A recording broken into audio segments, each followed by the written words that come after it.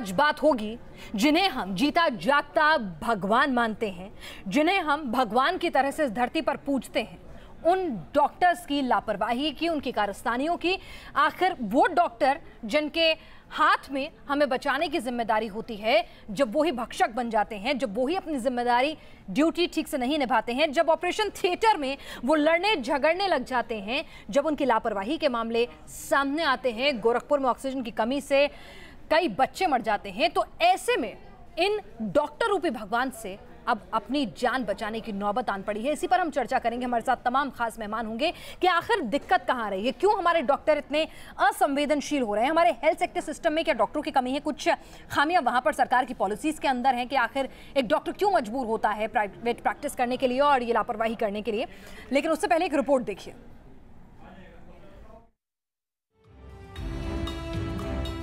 ये है गोरखपुर का बीआरडी मेडिकल कॉलेज, जो एक बार फिर मासूमों की मौत की वजह से सुर्खियों में है। बीआरडी अस्पताल में पिछले कुछ दिनों से 60 से ज्यादा बच्चों की मौत की खबर है। बताया जाता है कि इस बार एनआईसीयू और पीआईसीयू में महज 48 घंटे में 42 बच्चों की मौत हो गई। अस्पताल प्रशासन के मुताबिक 27 अगस्त को यहाँ 17 बच्चों की मौत हुई, जबकि 28 अगस्त को यह आंकड़ा 25 तक जा पहुँचा। जो 27 तारीख को हुई है मौत, वो उसका आंकड़ा है 17 और 28 तारीख को 25 आंकड़ा है। बताया जाता है कि बीआरडी अस्पताल में जिन लोगों की मौत हुई है, उनमें इंसेफ्लाइटिस के 11 मरीज भी शामिल हैं। डॉक्टरों के मुताबिक मानसून और उसके बाद के मौसम में यानी जुलाई से अक्टूबर के दौरान इंसेफ्लाइटिस की बीमारी अपने चरम पर होती है और गोरखपुर समेत पूरे पूर्वांचल में सैकड़ों बच्चे इंसेफ्लाइटिस के शिकार हो जाते हैं। बीआरडी मेडिकल कॉलेज में इस साल अब तक इंसेफ्लाइटिस से ग्रस्त 700 से ज्यादा बच्चे भर्ती हुए, जिनमें से 106 का इलाज चल रहा है, जबकि 179 मरीजों की मौत हो चुकी है और आशंका है कि ये तादाद बढ़ सकती है। बिहार और नेपाल से भी लोग इंसेफ्लाइटिस के शिकार मासूमों को इलाज के लिए आमतौर पर गोरखपुर के बीआरडी मेडिकल कॉलेज ही लेकर आते हैं। अस्पताल प्रशासन का दावा है कि उन बच्चों की मौत हो रही है जो बेहद क्रिटिकल हालत में भर्ती कराए जा रहे हैं। क्रिटिकल कंडीशन में ये बच्चे हमारे पास आ रहे हैं, तो ये बच्चे, कुछ बच्चे तो बहुत मतलब इतने क्रिटिकल कंडीशन में हैं कि ज्यादा से ज्यादा आधा घंटे 1 घंटे ही सरवाइव कर पा रहे हैं विद बेस्ट पॉसिबल मैनेजमेंट। इसी महीने गोरखपुर के इस अस्पताल में ऑक्सीजन की कमी से करीब 60 मासूमों की मौत हो गई थी। तब कॉलेज के प्रिंसिपल डॉक्टर राजीव मिश्रा थे। जांच में लापरवाही की बात सामने आने के बाद मंगलवार को डॉक्टर राजीव मिश्रा और उनकी पत्नी पूर्णिमा मिश्रा को गिरफ्तार कर लिया गया। अस्पताल प्रशासन का दावा है कि फिलहाल ऑक्सीजन और दवाइयों की कोई कमी नहीं है। बहरहाल अस्पताल प्रशासन का कहना है कि मौत का ऐसी किसी लापरवाही से नहीं है। अस्पताल की दलील है कि पहले भी इस मौसम में मासूमों की मौत बड़ी संख्या में हुई है, लेकिन अस्पताल के इन दावों और दलीलों पर सवाल खड़े होते रहे हैं। सबसे बड़ा सवाल है कि इंसेफ्लाइटिस से पीड़ित जिन मासूमों की मौत इस अस्पताल में हुई, क्या उनकी जान नहीं बचाई जा सकती थी? दीपक श्रीवास्तव, न्यूज नेशन, गोरखपुर। तो मुख्यमंत्री योगी सीधे सीधे कह रहे हैं कि भाई अगर आप लोग भी साफ सफाई रखेंगे, आप लोग भी जिम्मेदार बनेंगे, तब जापानी बुखार से लड़ा जा सकता है। ठीक है, उनकी बात में दम है, उनकी बात वाजिब है कि हर शख्स के पीछे नहीं पहुंच सकते हैं, क्योंकि बीमारी गंदगी की वजह से पहुंचती है। हर एक को नहीं कह सकते हैं कि आप शौच के बाद हाथ धोइए, आप अपने आसपास साफ सफाई रखिए, आप अपने घर में शौचालय बनवाइए। सरकार सिर्फ सुविधाएं दे सकती है, कहीं ना कहीं आपको उनको रोजमर्रा की जिंदगी में लाना आपकी जिम्मेदारी है। लेकिन इस सब के बीच में जो डॉक्टर्स की लापरवाही लगातार सामने आ रही है कि अगर आपके हाथ से कोई केस बिगड़ रहा है तो आप आगे रेफर वक्त पे क्यों नहीं करते हैं, क्या मेडिकल फैसिलिटीज अगर कम है तो क्यों उन्हें वक्त पर नहीं बढ़ाते हैं, और डॉक्टर्स ओटी में झगड़ बैठते हैं, अपनी ड्यूटी पर नहीं आते हैं। तो इस तरह के मामले आखिर कब जाके रुकेंगे, क्योंकि एक बड़ा वजह जो है इन मासूमों की मौत की, ये डॉक्टर्स भी हैं। इसी पर चर्चा करने के लिए हमारे साथ शंखलाल मांझी, नेता समाजवादी पार्टी के जुड़ रहे हैं, शाइना एनसी हमारे साथ बीजेपी नेता जुड़ रहे हैं, डॉक्टर एम वली हमारे साथ सीनियर फिजिशियन जुड़ रहे हैं, सुरेंद्र राजपूत कांग्रेस के नेता हमारे साथ जुड़ रहे हैं। इन सभी से बातचीत करेंगे। लेकिन सबसे पहले शाइना जी, क्योंकि केंद्र में भी आपकी सरकार है और अगर हम बात करें अभी बिहार में आपकी साझा सरकार है, उत्तर प्रदेश में भी आपकी ही पार्टी की सरकार है, तो ऐसे में जिम्मेदारी आपकी हो जाती है। ठीक है, जनता की जिम्मेदारी समझ में आती है, लेकिन अभी भी कहीं ना कहीं सरकार जो है डॉक्टरों पर नकेल कसने में, नाकामयाब रही है, क्योंकि बार बार, एक नहीं हम ऐसे कई एग्जाम्पल्स देते हैं जहां पर डॉक्टर्स अपनी ड्यूटी सही से नहीं निभाते हैं, ड्यूटी पर आते ही नहीं है, कोई चेक एंड बैलेंस है ही नहीं, उन पर ऊपर किसी तरह का दबाव है ही नहीं। नहीं, मैं बिल्कुल सहमत हूँ आपसे कि लायबिलिटी और जो रिस्पॉन्सिबिलिटी है डॉक्टर्स की, हमें इसके बारे में तहकीकात करने की आवश्यकता है। लेकिन जहाँ तक मेरी जानकारी है, एक एपिडेमिक और किस अंदाज से वो एपिडेमिक और ये बच्चों की मौत को लेके कौन सही में ज़िम्मेदार है, ये तो बहुत ही बड़ा सवाल है। लेकिन जो डॉक्टर्स के तरफ से एक सुनवाई आई है जहां उन्होंने कहा कि ये ना सिर्फ एक एपिडेमिक का मुद्दा है, बहुत सारे केसेस थे मैल न्यूट्रिशन का, जहां इतना कठिन होता है कि ज़िम्मेदार कौन, ये तो सवाल हम उठाते हैं। लेकिन मल्टीपल कॉम्प्लिकेशंस के निमित्त हम सबको ये देखना है कि आइंदा ऐसा हादसा न हो। और माननीय मुख्यमंत्री ने इतने सारे योजनाएं घोषित की है तुरंत, जहां मैल न्यूट्रिशन को लेके हम देखेंगे कि बच्चे जन्म से उनको सही विटामिन मिले, सही शॉट्स मिले सरकार के तरफ से, ताकि वो वल्नरेबल ना हो। शाइना जी, आपने कदम उठाए हैं, बिल्कुल समझ में आती है। आज हम डॉक्टर्स पे ही सवाल उठा रहे हैं।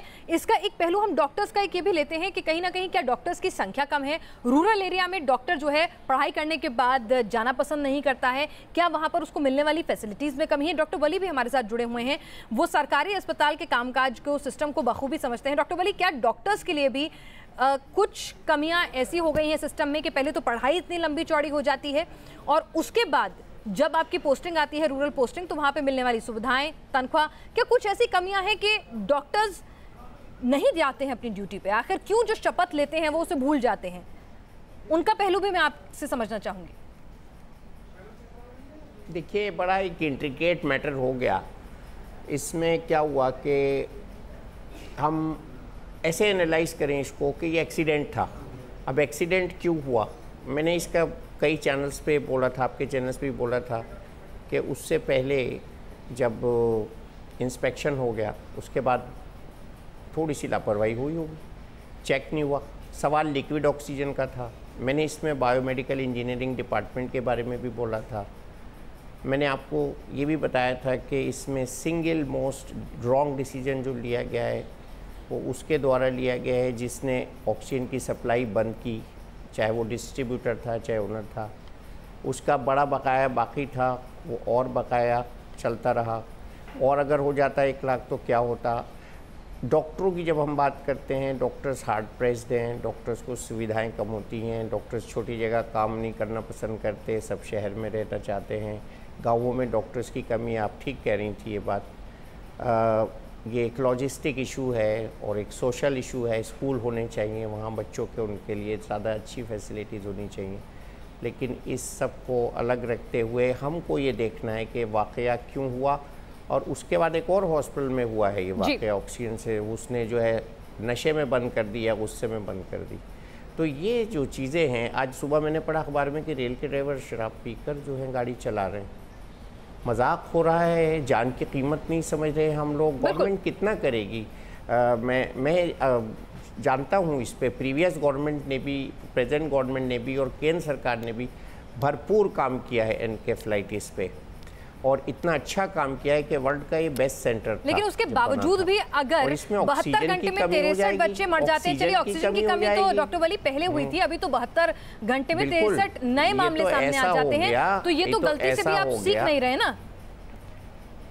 जी, हम सीख नहीं रहे हैं अभी तक तो। जी, मैं आपके पास डॉक्टर वली, मैं आपके पास आऊंगी, लेकिन अभी सुरेंद्र राजपूत जी भी हमारे साथ हैं। सुरेंद्र जी, यहाँ पर अगर हम विपक्ष से ऊपर उठ के देखें, हमारा हेल्थ सेक्टर कहीं ना कहीं यहाँ पर खासतौर से अगर बिहार की बात करें, ईस्टर्न यूपी की बात करें, तो वहाँ पर चरमराता हुआ नजर आता है। सरकारें आती हैं जाती हैं, लेकिन किस तरह से वहाँ आदमी की जान इतनी सस्ती है कि जो प्राइमरी हेल्थ केयर सेंटर्स होने चाहिए थे, जो रेशो होता है उनका उस हिसाब से बहुत कम है। आबादी बहुत ज़्यादा है, उस हिसाब से डॉक्टर्स की संख्या बहुत कम है। आखिर आज़ादी के 70 साल बाद भी हम ये चीज़ें क्यों नहीं दुरुस्त कर पा रहे हैं?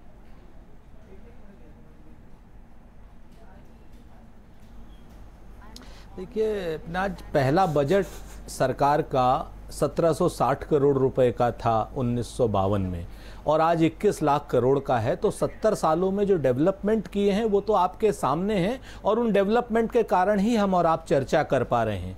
आज की डेट में अगर हम वर्तमान सरकार की बात करें और वर्तमान सरकार के समय पर जो वर्तमान मुख्यमंत्री की अगर आप बात करेंगे उत्तर प्रदेश में और देश में वर्तमान प्रधानमंत्री की आप बात करेंगी तो निश्चित तौर पर जो उनके बयान हैं वो डॉक्टरों को कहीं ना कहीं एक एस्केपिस्ट रूट देने का काम कर रहे हैं। प्रधानमंत्री जी का तो मैं नहीं कहूंगा, लेकिन मुख्यमंत्री जी का जो बयान है यहां पर उन्होंने डॉक्टर्स को एस्केपिस्ट रूट दे दिया है। कहा कि साहब सरकार की जिम्मेवारी नहीं है आपके बच्चों को पालना। तो भाई अगर बच्चों को पालना सरकार की जिम्मेवारी नहीं है तो सरकार की जिम्मेवारी क्या है?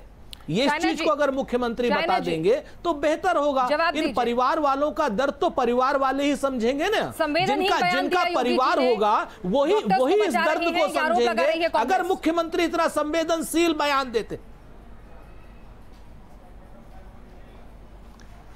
देखिए पेनाज जी, मैं कोई आंकड़े में नहीं जाना चाहती हूँ, लेकिन गोरखपुर के सभी बाबा राघव दास मेडिकल कॉलेज की हम बात करें तो आपको पता चलेगा कि कितने ऐसे केसेस हैं जहां नियोनेटल केसेस हैं आईसीयू में।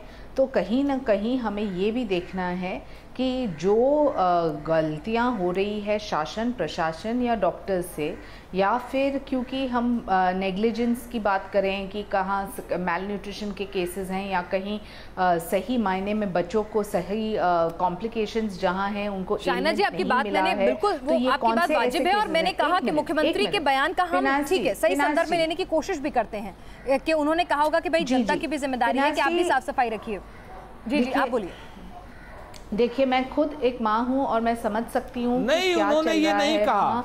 हर एक परिवार एक सेकंड भाई साहब प्लीज सुन लीजिए मैं क्या कहना चाहती हूँ।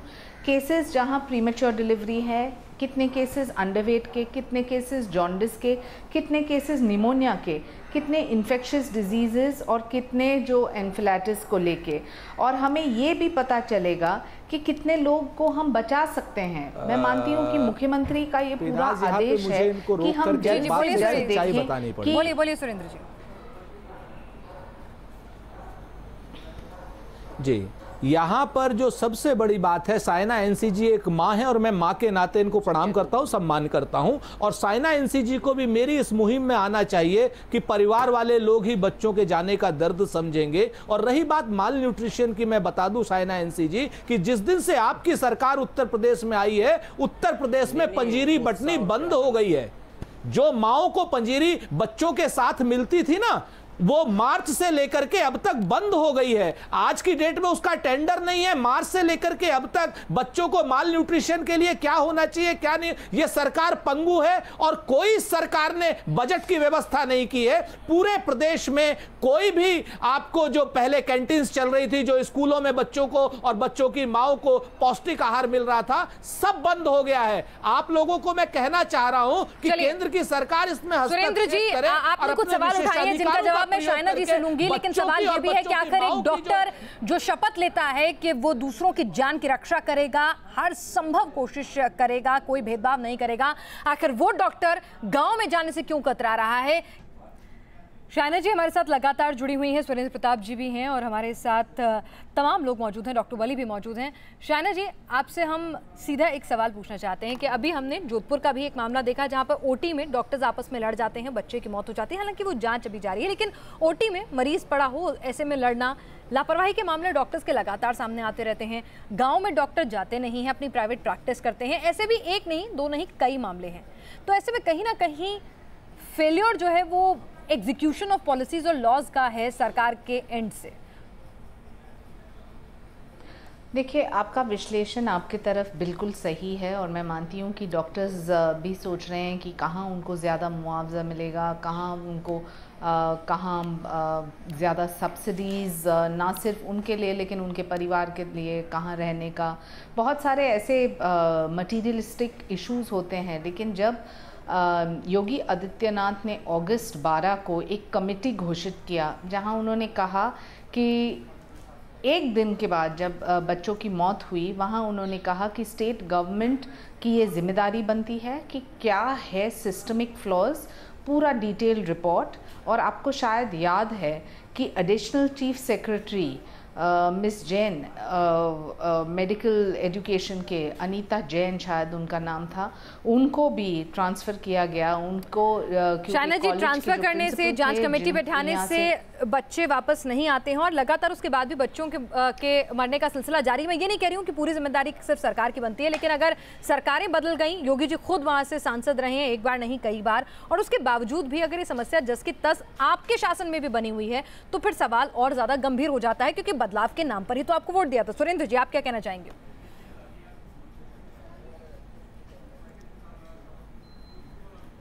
देखिए पिनाज, दो बातें शाइना जी की बड़ी महत्वपूर्ण है। मुझे ये नहीं समझ में आ रहा है ये भारतीय जनता पार्टी की शाइना जी प्रवक्ता हैं या उत्तर प्रदेश सरकार की। अगर उत्तर प्रदेश सरकार की है तो वहां के कर्मचारियों को, डॉक्टरों को और शासन को बचाने का इनको हक है, लेकिन अगर ये भारतीय जनता पार्टी की प्रवक्ता है तो हमारे साथ आवाज में आवाज मिलाएं और अगस्त के महीने में बच्चे मरते ही हैं जिन लोगों ने ये कहा उनका इस्तीफा मांगे, एक बात। और दूसरी बात, इनकी फाइलों में एक आदम गोंडवी का एक बड़ा पुराना शेर था कि तुम्हारी फाइलों में गांव का मौसम गुलाबी है, मगर ये आंकड़े झूठे, ये दावे किताबी हैं। तुम्हारी मेज चांदी की, तुम्हारे जाम सोने के, मगर जुम्मन के घर में आज भी फूटी रकाबी है। योगी आदित्यनाथ जी 1998 से सांसद हैं और बकौल उन्होंने कहा था कि मैंने आप इस्तीफा मांगेंगे, आरोप लगाएंगे, वो जांच की बात कहेंगे, पॉलिसीज गिनाएंगे, लेकिन सवाल यही है कि यहां पर कहीं ना कहीं चूक है पॉलिसीज में भी, डॉक्टरों के एंड से भी, जिनमें सुधार की जरूरत है, क्योंकि डॉक्टर वाकई में आम आदमी के लिए तो धरती पर साक्षात भगवान है और उसे भगवान को अब अपनी अंतरात्मा को जगाना होगा।